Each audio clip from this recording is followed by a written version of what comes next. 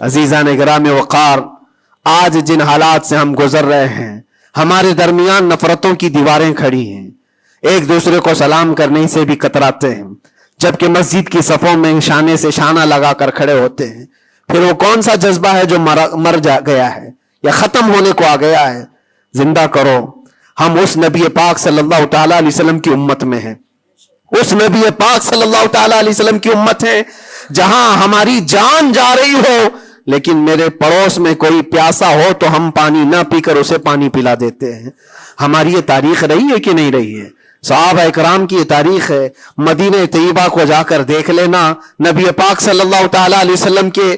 اس پاک زندگی میں ایسا بھی تھا کہ ایک صحابی کے گھر گوشت کا تحفہ آیا، بھنا ہوا گوشت تھا، کسی نے دیا، انہوں نے یہ سوچ کر کے بغل میں دے دیا مجھ سے زیادہ بھوکے میرے پڑوسی ہیں، پڑوسی نے یہ سوچا مجھ سے زیادہ میرا پڑوسی بھوکا ہے، وہ گوشت کی بھنی ہوئی سری بکری کی مدینے میں ایک رات میں سب گھروں میں گھومتی گھومتی اسی پہلے صحابی کے گھر آ گئی۔ ہر ایک کو یہ خیال تھا مجھ سے زیادہ حق اس کا ہے، ہر ایک کو یہ خیال تھا مجھ سے زیادہ اس کا حق ہے۔ عزیزان گرامی وقار،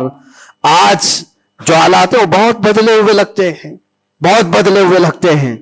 کہ ہر ایک کو یہ لگتا ہے سب سے زیادہ حقدار میں ہوں، مجھ پر ہی رحم ہونا چاہیے، میری مدد ہونی چاہیے، دوسرے کی ہو یا نہ ہو۔ یہ تمام باتیں صرف اس لیے کہہ رہا ہوں کہ ائمۃ المسلمین اور عامتہم جو حدیث پاک میں آیا ہے، مسلمانوں کے امام، مسلمانوں کے لیڈر، ان کے بارے میں خیر خواہی کرنا یہ بھی دین ہے۔ اور آج تو جن حالات کو دیکھ رہے ہیں ہم، الیکشن کا ماحول ہے، ہر ایک کی نظر لوگوں کے صرف ووٹ پر لگی ہوئی ہے، اور پھر اس کے بعد پتہ نہیں 5 سال تک تو ڈھونڈتے رہو، پتہ بھی نہیں ملتا۔ لیکن ان حالات میں مسلمانوں کو یہ چاہیے کہ وہ اپنے حق رائے دہی کا پورا استعمال کریں۔ تمہارے کچھ حقوق ہوتے ہیں، تمہارے بھی کچھ مطالبے ہونے چاہیے۔ ہر قوم آج ووٹ دینے سے پہلے اپنے مطالبے رکھتی ہے کہ ہمارے محلہ بڑا خستہ حال ہے، اس کی گٹر بنا دو، اس کے فلاں کر دو، بجلی پانی صحیح کر دو۔ یہ ضروریات زندگی کے مطالبے تو رکھتی ہی ہے، مسلمانوں کے مطالبے کہاں چلے گئے؟ ہمارے حقوق کے بارے میں کبھی بات کیوں نہیں رکھی جاتی؟ اسی لیے میرے عزیزو، میرا مشن تو صرف اتنا ہے، ہمارا لیڈر وہی ہے جو ناموس رسالت کے لیے کھڑا رہتا ہے۔ ہم اس کو لیڈر بھی مانتے ہیں جو میرے آقا صلی اللہ تعالی علیہ وسلم کی عزت کے لیے کھڑا رہے، اس لیے کہ میرے عزیزو ہمارا پورا ایمان یہی ہے، ہمارا پورا ایمان یہی ہے۔ اور آپ کو پتا ہے محمد کی محبت دین حق کی شرط اول ہے، اسی میں ہو اگر خامی تو سب کچھ نامکمل ہے۔ اور اگر تم نبی پاک صلی اللہ تعالی علیہ وسلم کی محبت اور ان کی عظمت کے لیے کھڑے ہو گئے تو دنیا یوں ہی سنور جائے گی۔ آپ کو پتا ہے ڈاکٹر اقبال نے کیا ایک بہت پیارا حل دیا تھا ہمیں، بہت پیارا حل ہے۔ مسائل تو بہت ہیں، ہم بھی چاہتے ہیں ہمارے لیڈروں کے پاس رکھیں، ہماری ایجوکیشن کے مسائل ہیں، ہمارے گھر بار کے، ڈرینیج کے، روڈ کے، لائٹ کے، پانی کے، بہت سارے مسائل ہیں۔ اس کے علاوہ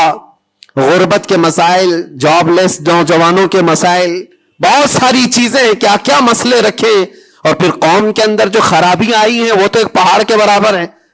ہر دوسرا تیسرا نشے کا عادی ہے، ہر دوسرا تیسرا اخلاق سے گرا ہوا ہے۔ یہ تمام معاملات، عورتوں میں بے حیائی، نوجوانوں میں نشہ کی عادت، یہ تمام چیزیں دیکھ دیکھ کر ہم سوچتے ہیں کن کن مسئلوں پر بات کریں اور کس کس چیز کا علاج کرنے کے لیے نکلیں۔ تو ڈاکٹر اقبال نے ایک بات بتائی تھی، وہ دنیا گھوم کر کے آئے ہوئے انسان تھے، وہ پیرس گئے، اٹلی گئے، جرمن گئے، اور وہاں کے قوموں کی ترقیاں بھی دیکھی، اور اس کے بعد واپس آ کر کے کہا میں نے اپنی قوم اور حضور کی امت کی ترقی کو بہت گہرائی سے دیکھا، 8-10 سال کا ریسرچ کیا، میں نے معلوم کیا کون سی فیلڈ میں اپنے نوجوانوں کو اتارا جائے تو یہ کامیاب ہوں گے، کون سا ایسا میدان ہے جس میں مسلمانوں کو جمع کر دیا جائے تو یہ ترقی میں آ جائیں گے۔ سائنس ہے، فزکس ہے، جغرافی ہے، ایسٹرونومی ہے، بہت ساری چیزیں ہیں، کس چیز میں اتارا جائے؟ تو ڈاکٹر اقبال کہتے ہیں میں نے بہت غور و فکر کیا، آخر کار اس نتیجے پر پہنچا کہ اس امت کی کامیابی کا صرف ایک ہی نقطہ ہے، ایک ہی راز ہے کہ محمد سے وفات ہونے، تو ہم تیرے ہیں، یہ جہاں چیز ہے کیا لوح و قلم تیرے ہیں، لوح و قلم تیرے ہیں۔ ہر مسئلے کا حل اس بات پر ہے، اسی لیے میں فوکس کرتا ہوں میرے عزیزو، نبی پاک صلی اللہ تعالیٰ علیہ وسلم کی عزت کی حفاظت کے لیے جو کھڑا ہوتا ہے، اللہ تعالیٰ اس کے سارے مسائل کو یوں حل کر دیتا ہے۔ اسی لیے آیت کریمہ بھی میں نے یہ پڑھی، ان ینصرکم اللہ فلا غالب لکم، اللہ فرماتا ہے اگر اللہ تمہاری مدد کر دے تو دنیا میں سے کوئی ایسا نہیں جو تم پر غلبہ حاصل کر سکے، کوئی غالب نہیں آ سکتا اگر اللہ مدد کر دیا۔ وَإِن يَخْذُلْكُمْ فَمَنْ ذَا الَّذِي يَنْصُرُكُمْ مِنْ بَعْدِهِ، اللہ فرماتا ہے اور اگر اللہ گرا دے تو دنیا کی کوئی طاقت تمہاری مدد نہیں کر سکتی، کوئی طاقت مدد نہیں کر سکتی۔ ایک بات، بہت ساری چیزیں ہم نے سیکھی ہیں جیل کے اندر کے حالات، انشاءاللہ کبھی طویل داستان پوری میں بیان کروں گا، لیکن ایک بندے کو دیکھا تھا، اس کے گھر والے بھی چھوڑ چکے سب، اس کو چھوٹا سا ایک کیس ہے لیکن جیل کے اندر اس کی ضمانت ہوتی نہیں، گھر والے کرانا چاہے تو ہو جائے 4 دن 5 دن میں، لیکن کوئی چاہتا نہیں۔ تھوڑا سا مانسک سنتولن بگڑتا چلا گیا، دماغی توازن کھونے لگا۔ ہوتا کیا تھا سنو، وہ ایک نارمل نوجوان تھا اور مہینہ گزر جاتا، کوئی ملاقات کے لیے بھی نہیں آتا گھر والا، تو جیل میں ہنگامہ کرنے لگ جاتا، مار توڑ، اور پھر نہ جانے کیسی کیسی حرکتیں۔ تو جیلر پریشان ہو کر کے اس کے گھر فون لگاتا، اس کے باپ کو کہتا کہ بھائی تم اپنے بیٹے سے ایک بار ملنے تو آ جاؤ، وہ ہنگامہ کر کے رکھا ہے، کبھی ملاقات بھی نہیں لیتے ہو۔ اس کا باپ آیا، آ کر کے ملاقات لیا، اور بیٹے نے پوچھا کہ کب چھوٹ رہا ہوں میں، کب نکلوں گا میں؟ کہا بیٹا اس منڈے کو جو ہے تمہاری ضمانت ہو جائے گی، یہ منڈے کو رکھا ہے، ہو جائے گی۔ کہا اچھا ٹھیک ہے۔ اتنا خوشی خوشی سب قیدیوں سے ملنے کے لیے آتا بیرک میں، یہ منڈے تو میرا ہو گیا، میں جا رہا ہوں، میرے باپ نے کہا ہے۔ منڈے آتا، ٹیوزڈے آتا، وینسڈے آتا، سب چلا جاتا، ختم۔ پھر 10-15 دن گزر جاتے، باپ بھی نہیں آتا، بھائی بھی نہیں آتا، اور پھر مہینہ گزرنے کو آتا، پھر اس کا دماغی توازن بگڑنے لگتا، پھر ہنگامہ کرتا، پھر جیلر فون کر کے بلاتا باپ سے کہ ملنے کیوں نہیں آتے ہو؟ باپ آتا، بیٹا کوئی بات نہیں، کچھ مسائل میں گھرے ہوئے ہیں،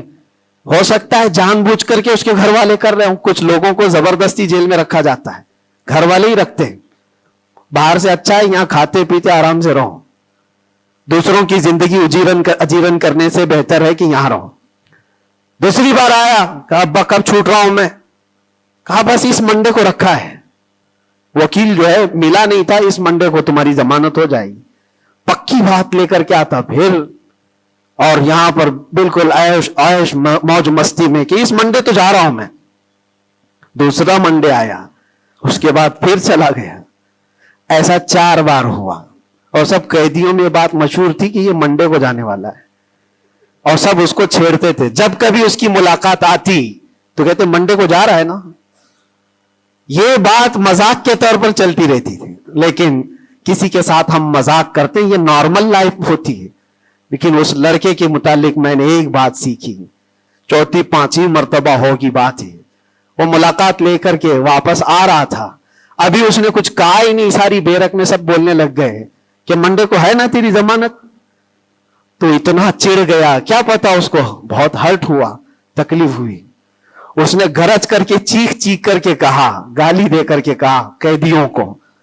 کہ تم سب گھرے ہوئے لوگوں ایک بات میری سن لو، خدا جس دن میرا لکھ دے،